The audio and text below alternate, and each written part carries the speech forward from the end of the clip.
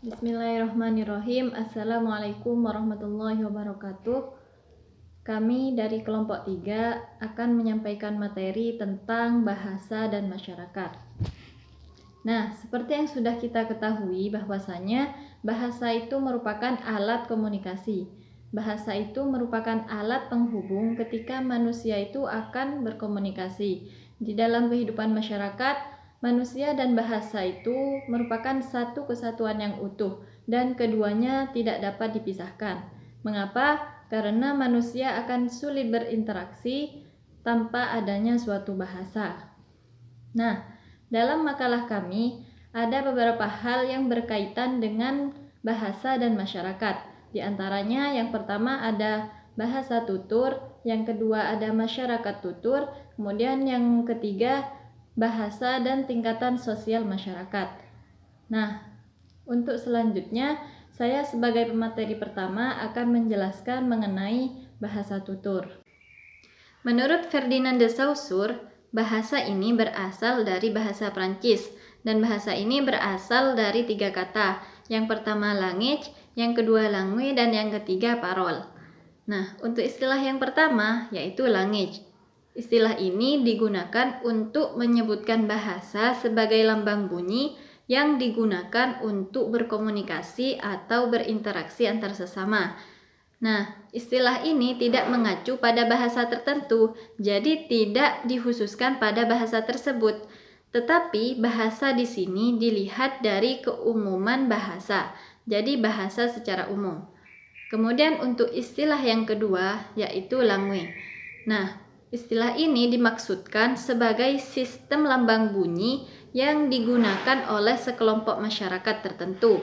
Jadi, langue ini digunakan oleh sebagian masyarakat saja, tidak secara keseluruhan. Jadi, langue ini mengacu pada satu bahasa atau satu sistem lambang bunyi yang digunakan oleh para anggota masyarakat. Kemudian yang ketiga yaitu parole. Nah, parole ini bersifat konkret karena parole di sini merupakan pelaksanaan dari poin yang kedua yaitu langue. Nah, pelaksanaan di sini baik dalam bentuk ujaran maupun tuturan. Nah, jadi kesimpulannya perlu diketahui bahwasanya setiap orang itu memiliki kekhasan atau ciri khas dalam berbahasa. Atau ciri khas ini bisa dinamakan dengan dialek. Nah, jadi setiap orang itu mempunyai dialek yang berbeda dalam berbahasa. Perbedaannya baik dari volume suaranya, baik itu dari tinggi rendahnya suara maupun yang lainnya. Jadi intinya setiap orang itu memiliki dialek atau ciri khas dalam berbahasa. Sehingga ketika kita akrab dengan seseorang, kita dapat mengenali orang tersebut hanya dengan bahasa yang ia ucapkan atau dengan tulisannya saja. Mungkin sekian dari saya, kurang lebihnya mohon maaf. Assalamualaikum warahmatullahi wabarakatuh. Assalamualaikum warahmatullahi wabarakatuh. Di sini saya sebagai presentator kedua akan melanjutkan penjelasan dari presentator pertama.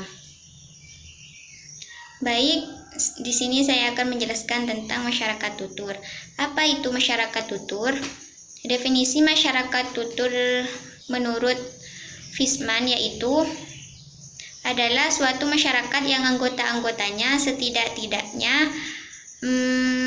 mengenal satu variasi bahasa beserta dengan norma-norma yang sesuai dengan penggunaannya.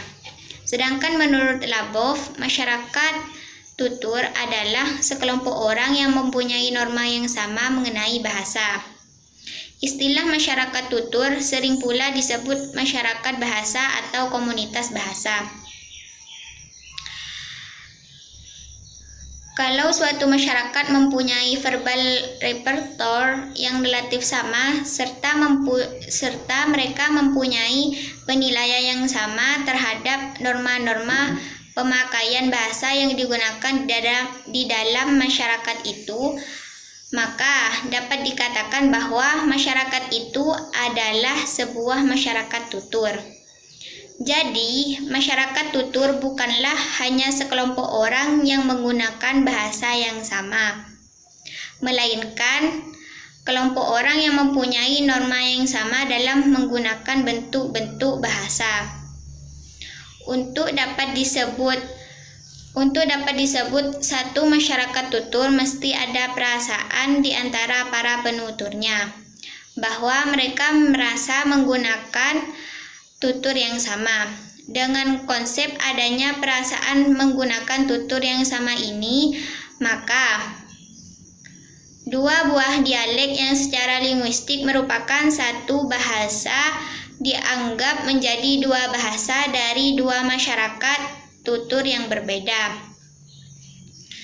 Masyarakat tutur yang besar dan beragam memperoleh verbal repertoire dari pengalaman atau dari adanya interaksi verbal langsung di dalam kegiatan tertentu. Mungkin juga diperoleh secara referensial yang diperkuat dengan adanya interaksi simbolik.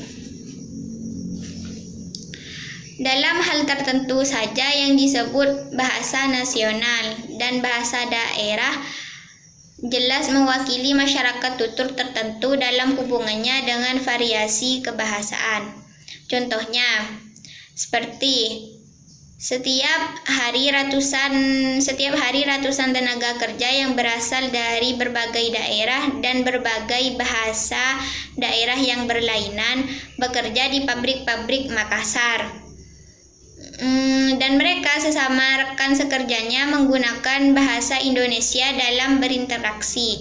Jadi, meskipun mereka berbahasa ibu yang berbeda, mereka adalah pendukung masyarakat tutur bahasa Indonesia.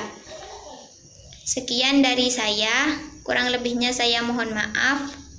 Wassalamualaikum warahmatullahi wabarakatuh. Bismillahirrahmanirrahim. Assalamualaikum warahmatullahi wabarakatuh. Perkenalkan, nama saya Muhammad Khalik. Di sini saya akan melanjutkan apa yang telah dipaparkan oleh teman saya dari kelompok 3. Baik, di sini saya akan menjelaskan tentang bahasa dan tingkatan sosial masyarakat. Sudah kita ketahui bersama bahwasannya bahasa itu merupakan alat komunikasi sesama manusia. Dengan bahasa kita bisa mengerti apa yang diinginkan oleh setiap manusia atau setiap individu.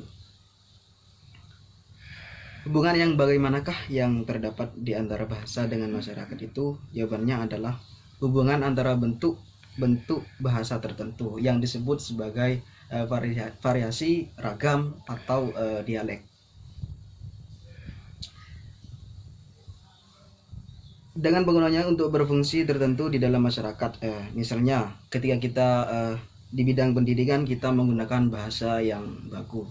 Sedangkan kalau kita menggunakan bahasa sehari-harinya, kita menggunakan bahasa yang tidak baku. Terus untuk kegiatan berbisnis kita menggunakan ragam usaha. Dan ketika kita untuk kegiatan menciptakan karya, kita menggunakan ragam dan sastra. Mungkin teman-teman bisa melihat di PPT yang sudah kami buat. Mungkin hanya itu yang dapat saya jelaskan karena tidak banyak, cuma itu saja. Sekian dari saya, mohon maaf apabila ada kekurangan ataupun kelebihan, karena tidak ada manusia yang tidak luput dari salah dan lupa. Ada pepatah mengatakan tidak ada gading yang tak retak, maka saya selaku keluarga gajah mohon maaf karena tidak bisa menghasilkan gading yang tak retak. Assalamualaikum warahmatullahi wabarakatuh.